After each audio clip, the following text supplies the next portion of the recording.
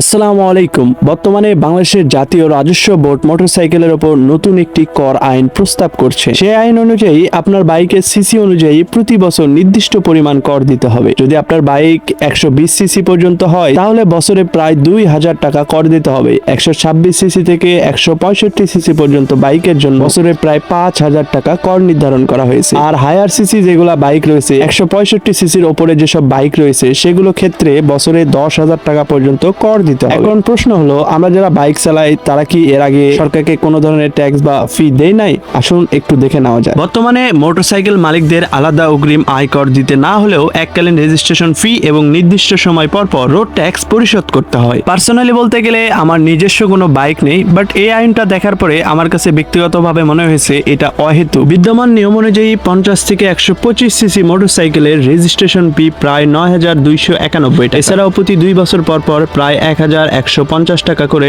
Road tax দিতে হয়। অন্যদিকে 150 সিসির বেশি মোটরসাইকেলের ক্ষেত্রে রেজিস্ট্রেশন ফি প্রায় 11,764 টাকা। সেই সাথে 2 বছর পর পর 2300 টাকা করে মোট কয়েক ধাপে রোড ট্যাক্স পরিশোধ করতে হয়। শুধু তাই না, বাইক কেনার সময় ভ্যাট, আমদানি শুল্ক, ফিটনেস ফি, স্মার্ট কার্ড ফি সব মিলিয়ে একজন সাধারণ মানুষকে আগেই অনেক টাকা খরচ করতে হয়। এখন নতুন আইন কার্যকর হলে সিসি অনুযায়ী বছরে আরো 2000 থেকে 10,000 টাকা পর্যন্ত অতিরিক্ত কর গুনতে হবে। একটা কথা কি জানেন, আমাদের জীবনের সবচেয়ে বড় ভুল বাংলাদেশের জন্মগ্রহণ করা। আসুন দেখি, প্রশ্ন আমাদের মনে একটাই, এর বিনিময়ে আমরা কি কি সুবিধা পাবো বাংলাদেশে? সুবিধার কথা বলতে গেলে বাস্তবে অনেক বাইকারদের রাস্তার বিভিন্ন ধরনের হয়রানির শিকার হতে হয়। অনেক সময় ট্রাফিক পুলিশ গাড়ি থামিয়ে অপরিজনীয় প্রশ্ন করে, অহেতুক মামলা দেয় কিংবা অতিরিক্ত টাকা দাবি করার অভিযোগও শোনা যায়। আরেকটা বিষয় হলো, বাংলাদেশে বেশিরভাগ বাইক ব্যবহার করে নিম্নবিত্ত কিংবা মধ্যবিত্ত মানুষ। কেউ ফুড ডেলিভারির কাজ, কেউ চাকরিতে যাতায়াত করে, আবার কেউ পরিবারের প্রয়োজনে ব্যবহার করে বাইক। এখন এই সাধারণ মানুষের উপর যদি নতুন করে অতিরিক্ত করের চাপ দেওয়া হয় তাহলে তাদের জীবনযাত্রায় আরো কঠিন হয়ে যাবে কিনা। আমার ব্যক্তিগত মতামত হলো,